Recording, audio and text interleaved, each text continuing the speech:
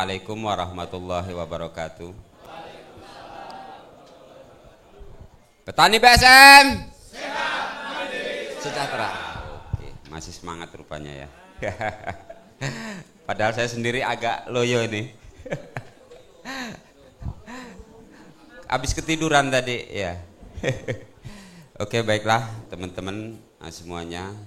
Nah, di sini saya sebagai ketua kelompok Abatani mau menyampaikan atau mereview kegiatan kami pada hari ini, yaitu dimulai dengan pembuatan kuteja.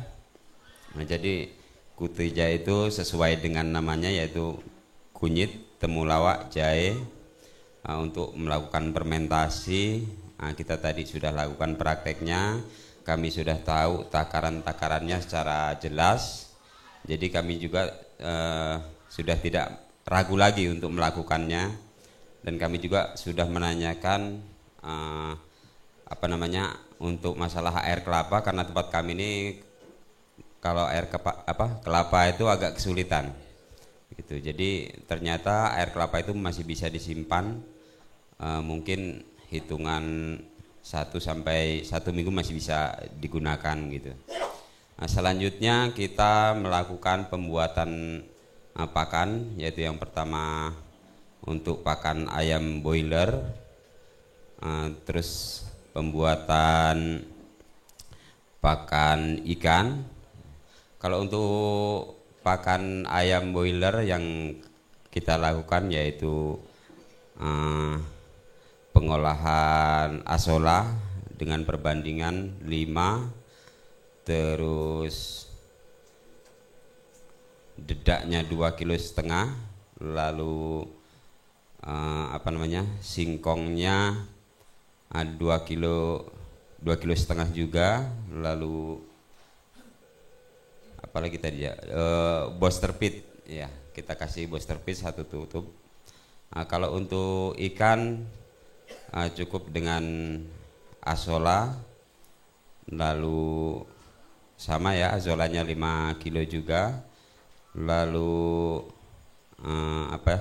dedaknya tidak harus ya, oh ya yang halus ya, ya saya sempat nggak ngelihat tadi soalnya ya. Dedak yang halusnya kalau nggak salah tadi 2 kilo ya Pak ya, 2 kilo atau 2,5 kilo tadi, teman-teman mungkin ada yang ingat.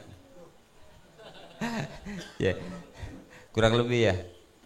Minta tolong bukunya bisa di ini bantu, agak lupa juga soalnya ini terlalu banyak. Oke.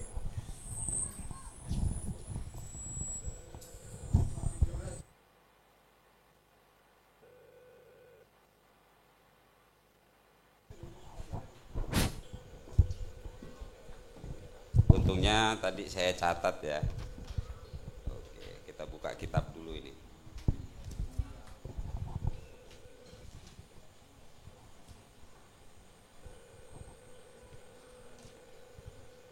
Maaf ya teman-teman ya, mungkin agak lambat ini.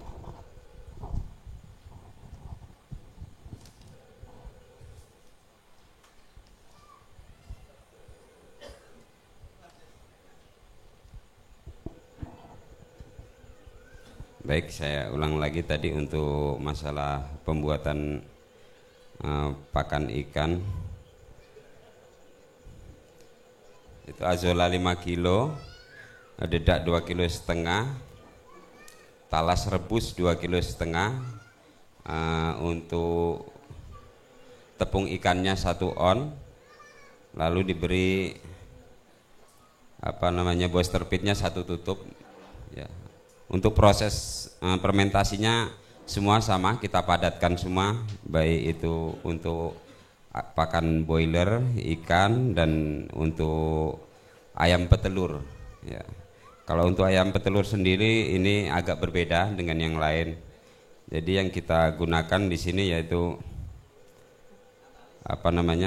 cambah jagung 2,5 kilo, lalu cambah gabahnya 2,5 kilo, dan 5 kilo azola.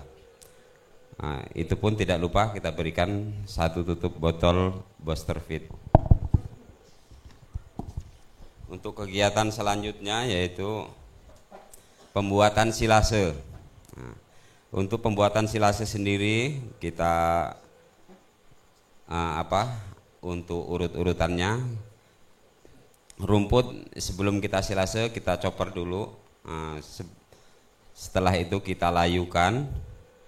Lalu kita mulai melakukan penyimpanan, yaitu dengan cara penaburan dedak dalam tong secukupnya, lalu rumput, dedak, dan seterusnya sambil kita padatkan hingga penuh tongnya, lalu kita simpan. Untuk selanjutnya yaitu pembuatan pakan premium. Ini baru kali ini saya tahu, yang biasanya kita biasa menggunakan konsentrat, jadi lebih praktis mungkin ya. Cuman untuk pembiayaan lebih mahal. Jadi ini sebuah pengalaman bagi kami, yaitu pembuatan pakan premium ini dapat kita lakukan untuk keseharian. Oke. Yaitu langkah-langkah yang harus kita lakukan, yaitu yang kita siapkan yaitu bekatul dalam komposisi 4111, yaitu bekatul 4 kg, dedak jagungnya 1 kg, terus remisnya 1 kg, dan kepala udang 1 kg. Lalu dilanjut dengan pembuatan comboran, yaitu komposisinya 112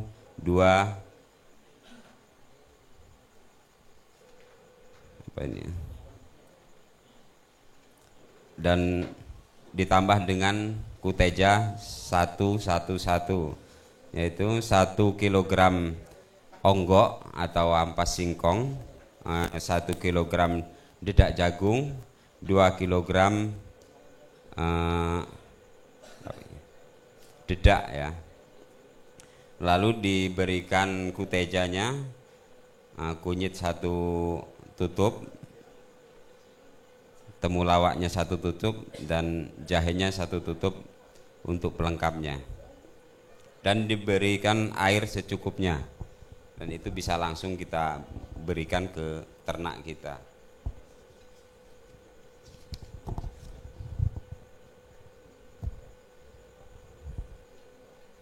Setelah itu kita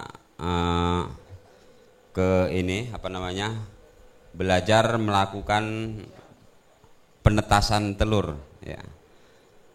Sebelum melakukan melihat penetasan telur, kita belajar budidaya di cacing sutra ya.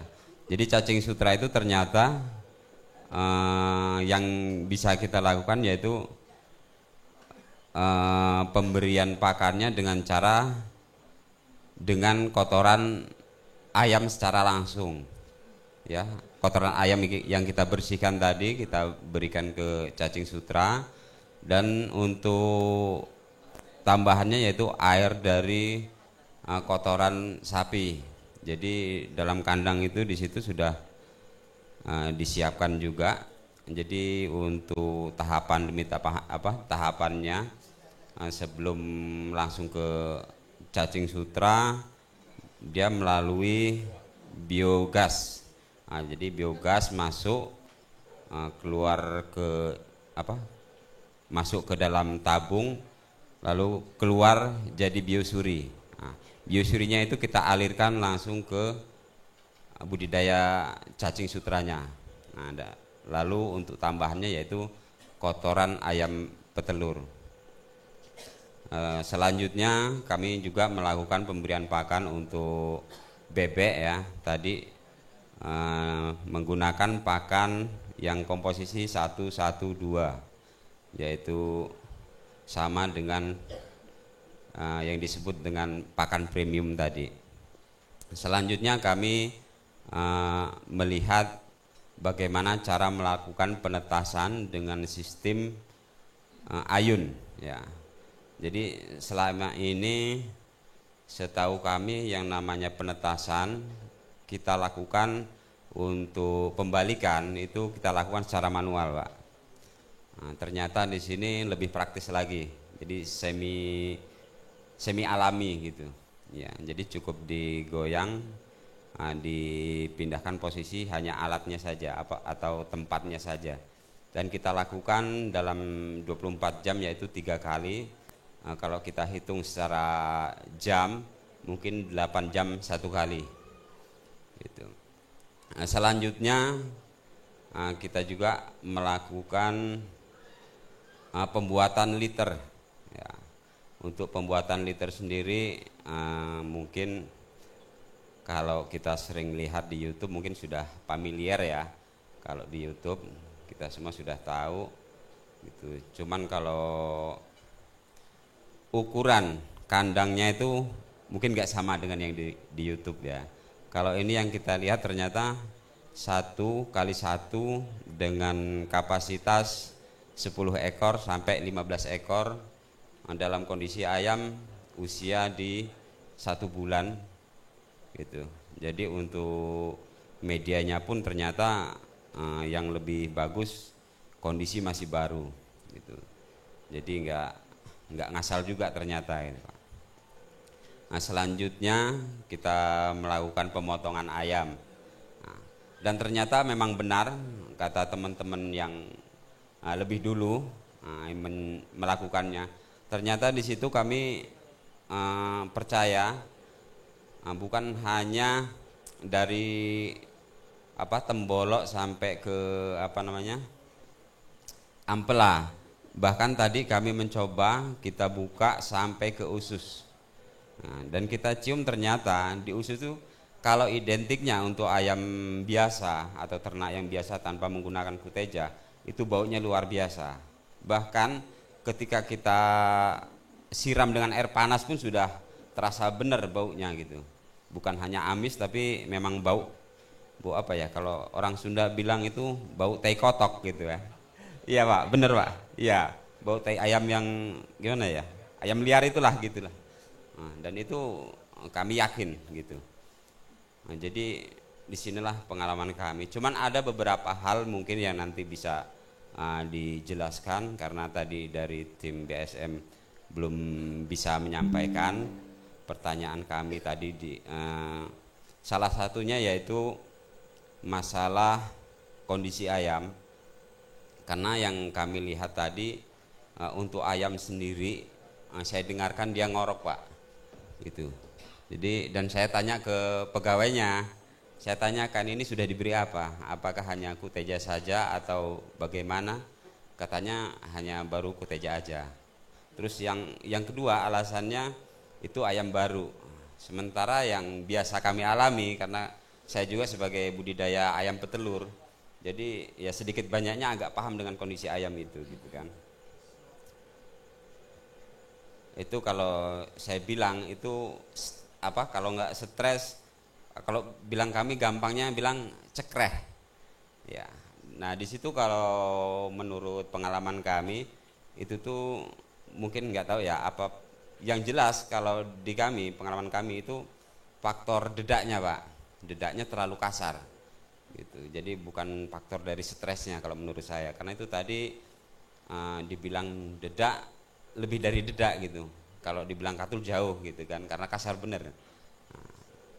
Untuk selanjutnya mungkin ada teman-teman yang punya unek-unek yang belum bisa yang belum tersampaikan oleh saya untuk bisa menambahkan mungkin apa yang belum sampai yang belum dapat saya sampaikan. Mungkin kalau untuk kegiatan yang mungkin terlewat tadi ya, untuk teman-teman melihat apa yang telah kita lakukan kemarin. Jadi untuk pengecekan pembuatan pupuk horti dan urea dan penyemaian gitu. Tapi tadi saya sudah luangkan waktu untuk melihatnya Pak, dan alhamdulillah jadi gitu. Ternyata saya buka airnya memang ada gitu Pak. Mungkin itu saja yang dapat saya sampaikan. Kurang dan lebihnya saya mohon maaf. Assalamualaikum warahmatullahi wabarakatuh. Terima kasih. Selanjutnya kelompok berikutnya monggo.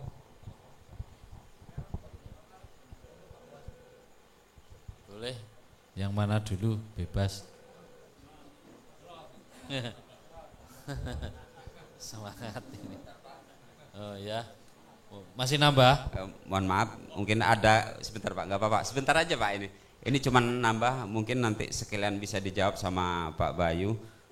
Cara mengatasi untuk ayam stres atau ayam yang sudah terlanjur cekrek, mungkin ada alternatif lain untuk pengobatannya selain itu aja. Baik. Itu aja. Terima kasih. Yuk selanjutnya, monggo Pak.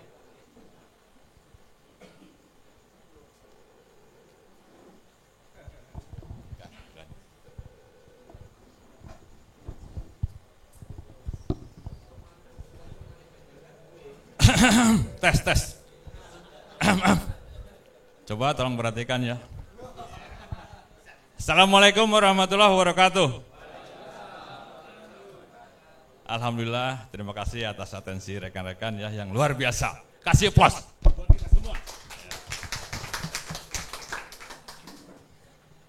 Saya di hadapan rekan-rekan dari Seroja.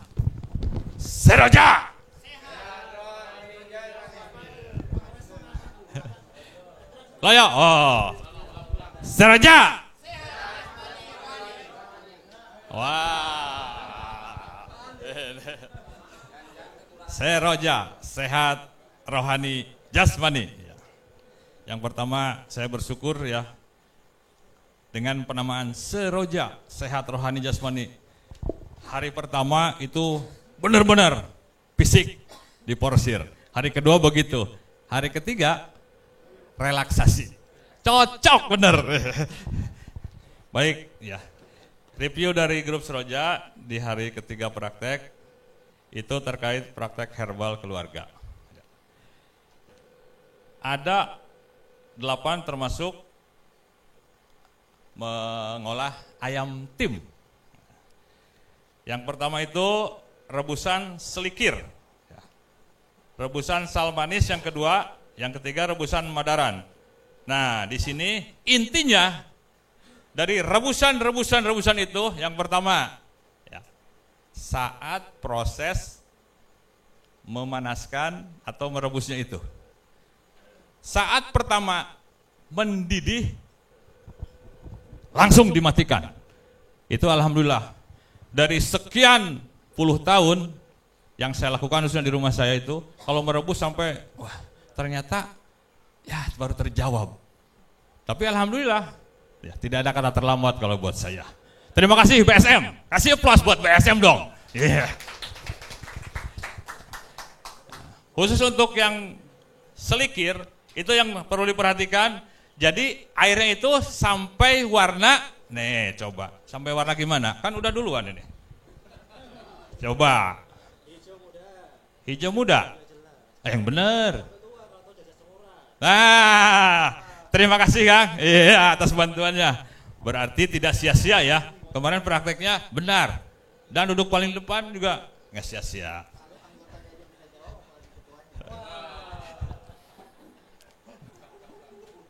Selanjutnya jus kolesterol udah jelas ya, dari namanya aja kolesterol. Jus diabetes. Nah, ini nih yang saya unik. Jus kolesterol dan jus diabetes itu bahannya sama, hanya untuk yang alhamdulillah ini grup yang satu juga nggak mau kalah, kasih aplaus.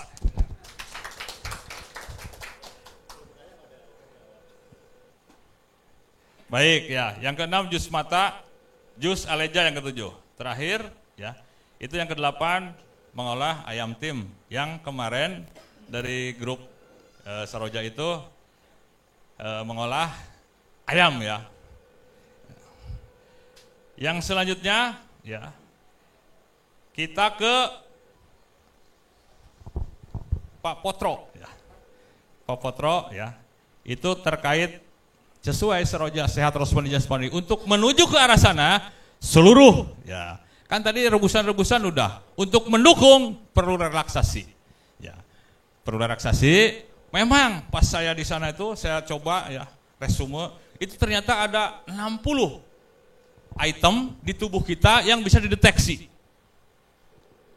Kaca sebagai kaca spionnya, kaca spion karena saya montir basicnya jadi kaca spion ya.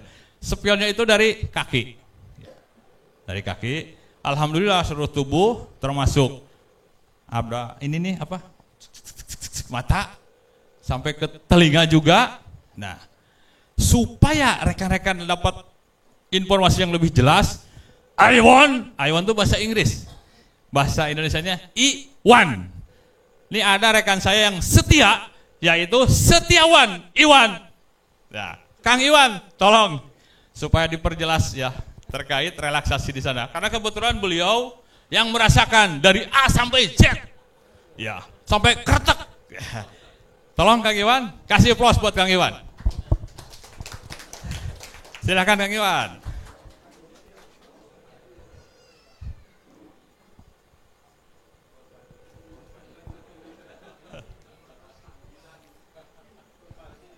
Tolong Kang Iwan ya. Terima kasih Pak Rahmat atas waktunya.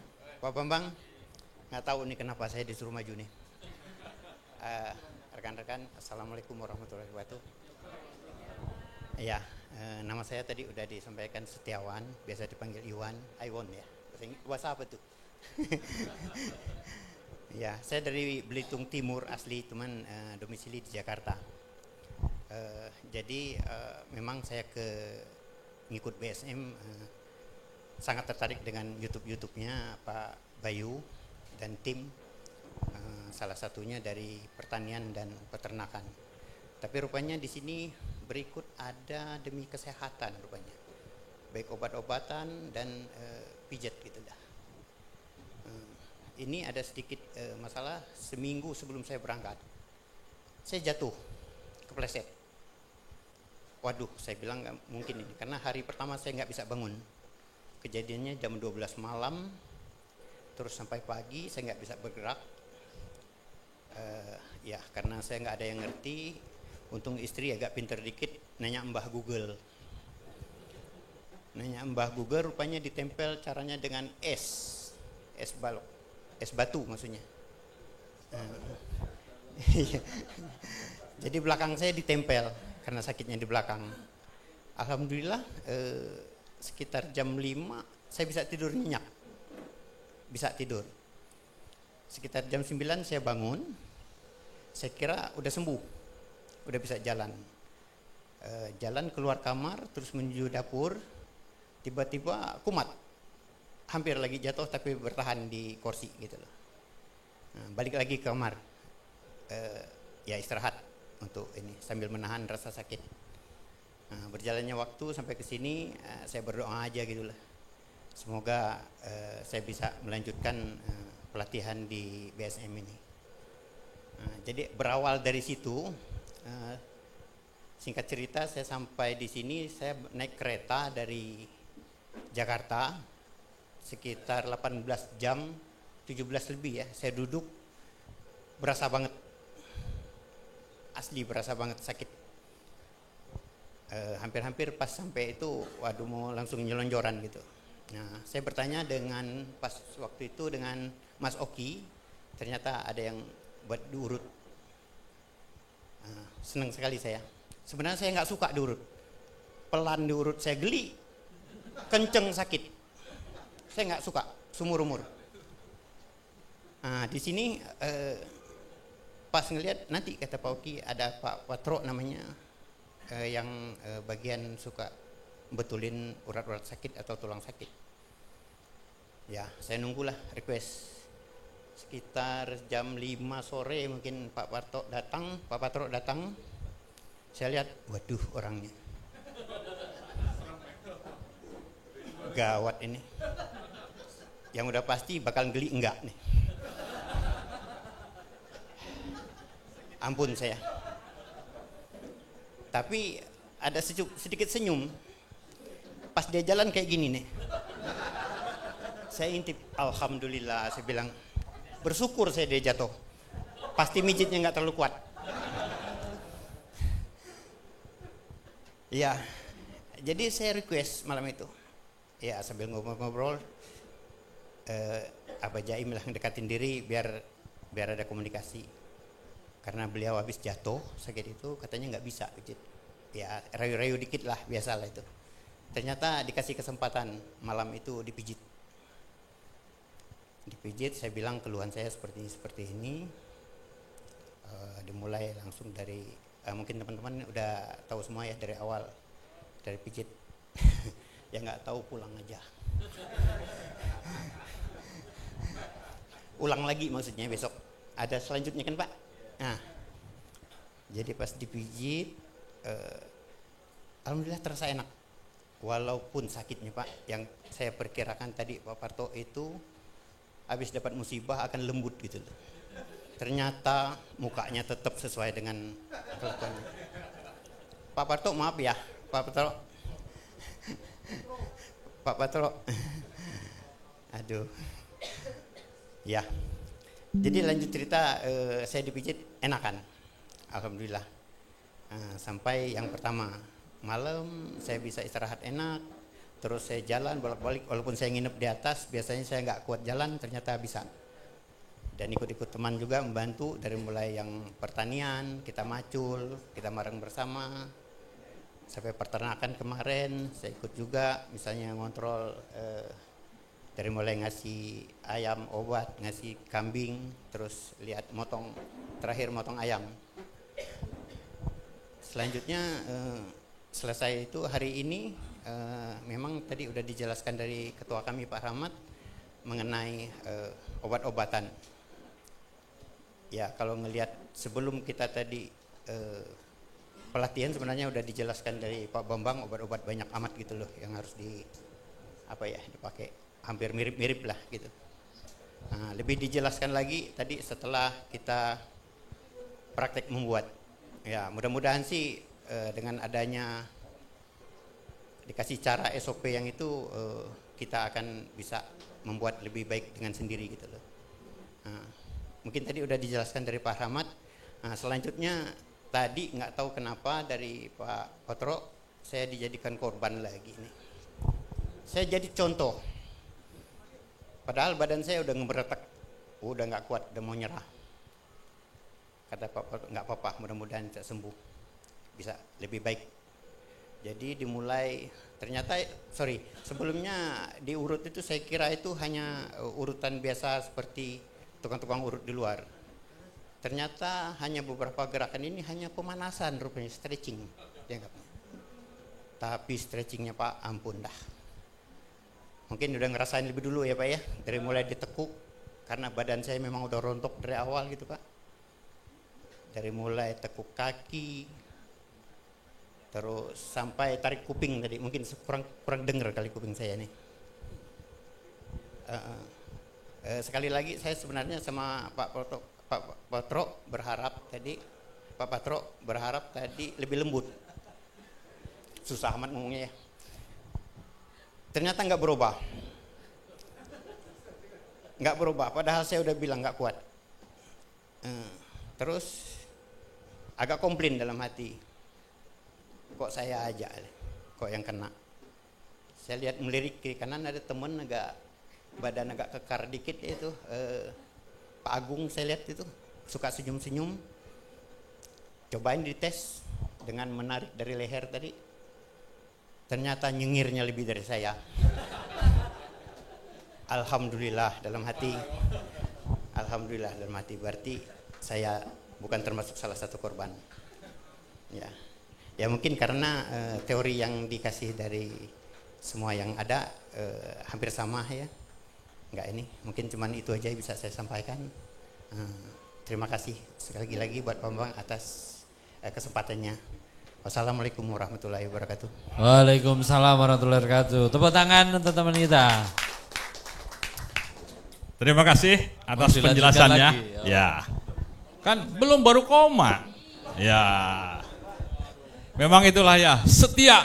Benar, walaupun Pak Potro keras-keras itu terus aja ditahan. Namanya juga setiawan. Ya, terima kasih Pak Setiawan, ada hikmahnya. Ya. Nah, supaya kedepannya itu ya masih bersyukur kalau yang lanjut ke pelatihan terapi ya Pak Bambang. Jadi saya mohon, itu kan ada gambar ya Pak, terus ada nama-nama tuh, Ada 60 item.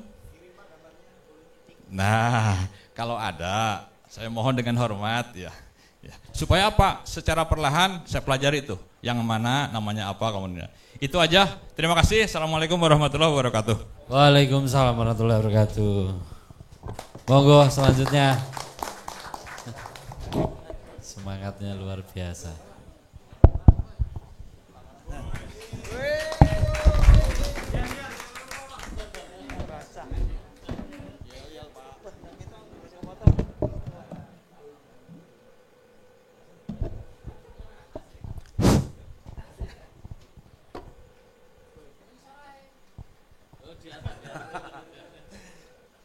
Bismillahirrahmanirrahim. Assalamualaikum warahmatullahi wabarakatuh.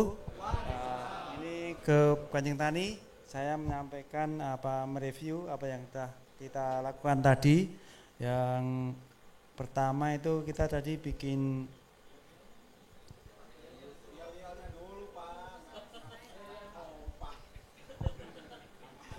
jalan-jalan Kang, kelamaan nanti. Jadi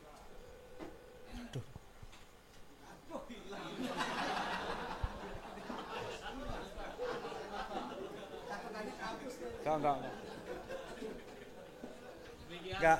Tadi kita pertama pembuatan pembenahan tanah ya.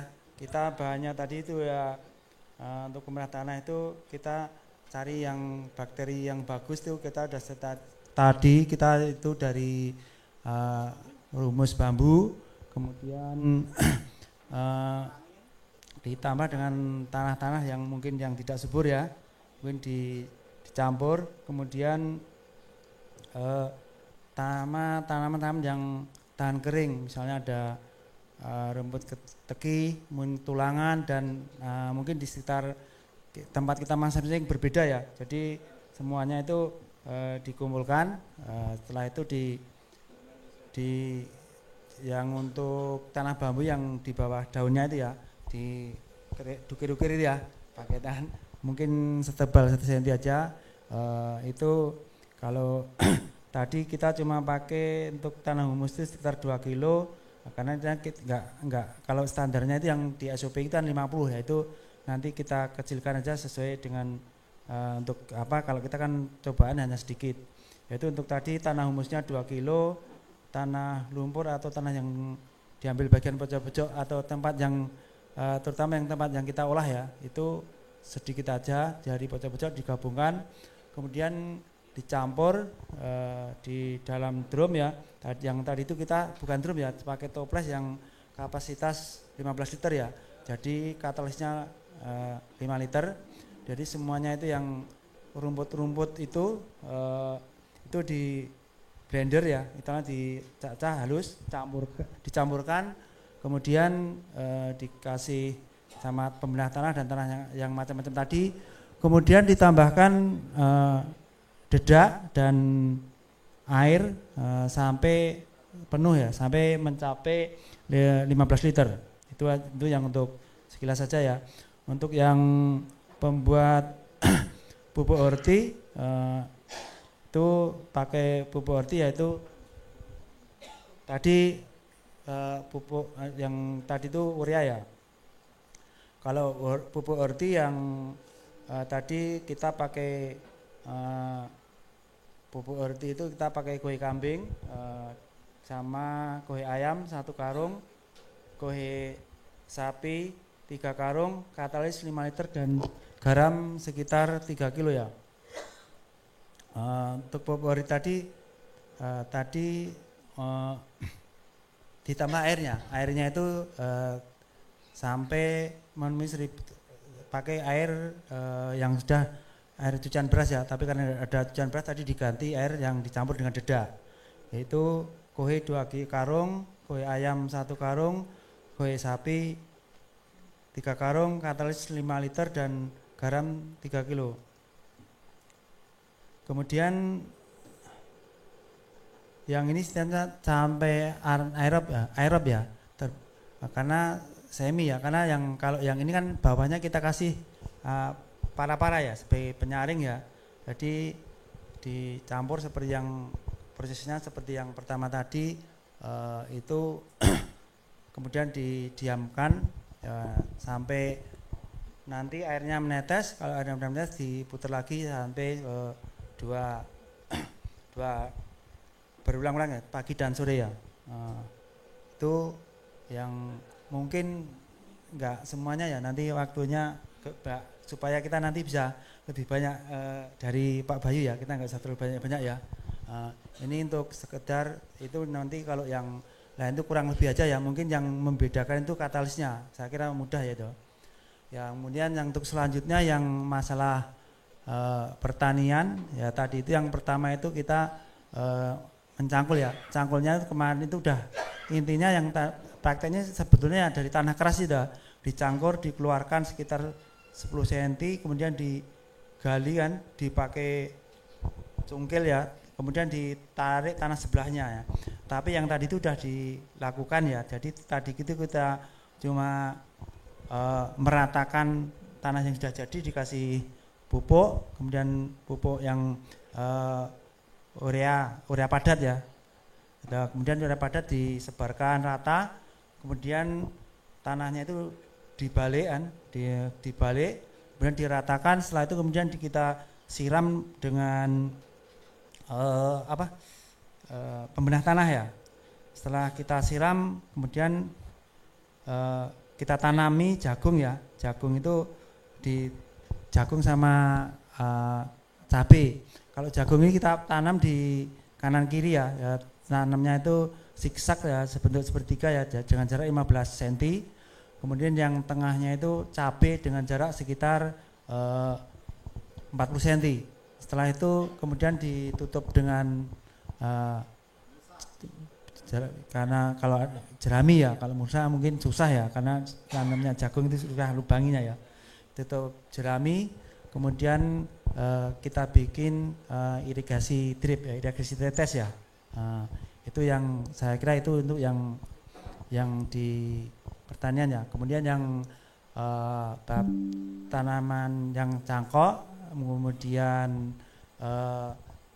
sambung pucuk, dan apa itu ya, yang stek ya, stek batang. Stek itu ya prinsipnya ya dipotong yang bagian yang tidak terlalu tua ya, tapi tidak terlalu tua dan terlalu muda. Kemudian kita potong sekitar 20 cm, itu yang kita pakai tadi ada mangga, jeruk, alpukat, sama jambu ya. Kopi ya, itu. Yaitu kemudian medianya cuma pakai sekam bakar sama sekam mentah ya, sama tanah, jadi enggak ada pupuk ya. Mungkin kalau ada sebetulnya bukan pupuk ya, kalau pupuk mungkin malah awal itu hanya supaya apa ya, gembur ya, tujuannya memang bukan pupuk. Kalau kasih pupuk mungkin malah, kalau kayak gitu mungkin malah mati ya, busuk akarnya bisa kalau pakai ada. Jadi setelah itu kita potong ujungnya, kita kasih perangsang yang dibuatnya cuma dari bawang merah sama lidah buaya itu. Kemudian kita tanam, kemudian ditutup pakai plastik putih ya sampai rapat ya. Itu sekitar mungkin 1 bulan sudah tumbuh ya. Nanti kalau besoknya itu ada tanda-tanda penguapan, berarti itu ada peluang berhasil ya. Nah, karena tidak semudah, antara beda tanam bibit itu macam-macam, yang bisa tumbuh mudah, yang susah itu juga ada. Kalau yang kayak cuma jambu air, mungkin jambu air, terus mangga, terus itu mungkin mudah tumbuh ya. Tapi kalau yang susah itu ya agak yang belum pernah berhasil itu, saya pernah nyoba itu durian itu susah. Mungkin di sini juga belum pernah ya. Paling susah itu ada durian. Kemudian cangkok, yang kemudian cangkok itu mencangkok intinya ya kita keret ya, batangnya itu pendek aja, kita kupas, kemudian kita hilangkan kambiumnya ya. Kalau kita hilangkan kambium kering, kemudian yang penting mencangkok itu yang bagian atas itu bisa ketutup tanah ya. Jadi karena yang akan tumbuh itu ujung bekas keratan yang paling atas. Jadi kalau yang bawah itu mungkin kalau keratannya panjang mungkin di atas keratan tidak apa-apa. Yang penting yang atas itu bisa tertutup tanah. Itu pun juga perlakuannya macam-macam ya. Kalau untuk alpukat itu kalau nyangkok nggak perlu dikerat kambiumnya ya. Kalau dikerat kambiumnya itu akar belum tumbuh malah sudah mati duluan. Jadi mungkin kalau tanaman itu spesifiknya agak perlakuan juga beda-beda ya. Kemudian yang terakhir sambung pucuk ya. Sambung pucuk tadi kalau yang bagus itu masih ada pucuknya, yang atas tuh belum ada. Kalau mau cepat tumbuh ya, itu yang atas itu masih belum ada busanya itu, belum ada putihnya, jadi masih hijau itu, masih ada lendirnya kambiumnya itu akan cepat lebih tumbuh. Karena kalau ada putih tadi ya, kalau yang sisi paling pinggir nggak ketemu kulit sama kulitnya itu tumbuhnya akan susah. Kemudian kita ambil mungkin cukup 2 cm ya, yang penting ada titik mata tunas. Titik mata tunas itu ada di setiap ketiak daun. Kalau tadi yang dibakar paling cukup 3 cm juga bisa. Kemudian kita belah, kemudian sisi entrisnya itu kita bikin potong miring seperti huruf V, kita masukkan, kemudian kita ikat pakai plastik. Setelah itu kita tutup pakai plastik es itu ya, kita tutup dulu. Nanti kita naungkan, paling itu kalau alpukatnya paling kalau berhasil tuh 3 minggu itu sudah mulai tumbuh ya. Kalau alpukat bagusnya itu udah begitu keluar tunasnya kecil itu kita buka aja, tapi kita tetap di dalam naungan sampai nanti keluar daunnya itu sudah besar, ada enggak daun muda lagi, baru kita panaskan pelan-pelan itu di bawah paranet ya. Jadi pelan-pelan nanti udah agak besar baru kita panaskan di panas yang full matahari. Itu saja yang saya sampaikan. Terima kasih. Assalamualaikum warahmatullahi wabarakatuh.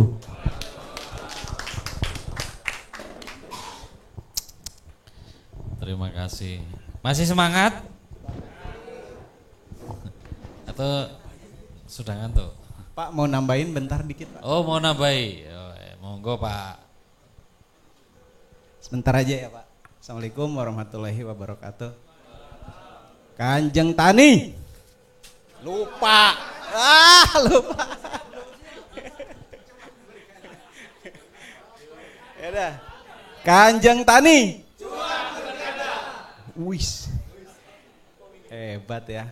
Coba lagi, pengen denger katanya. Kanjeng Tani.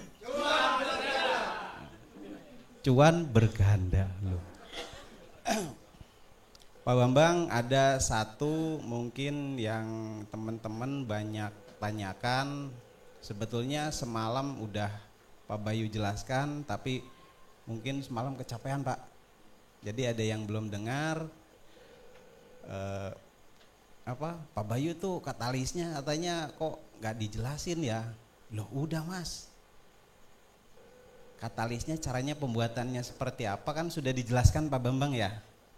Kalau misalnya jenengan mau bikin katalis, apa yang sudah dipraktekkan tadi itu sudah jadi, dan ampasnya jenengan tampung dan simpan selama 3 tahun.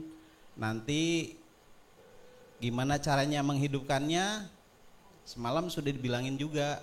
Salah satunya yaitu kalau untuk urea ditambahkan dengan zat yang ada auksin untuk pertumbuhan. Contohnya apa? Kubis atau kul ya, atau apa sih namanya. Nah itulah seperti itu.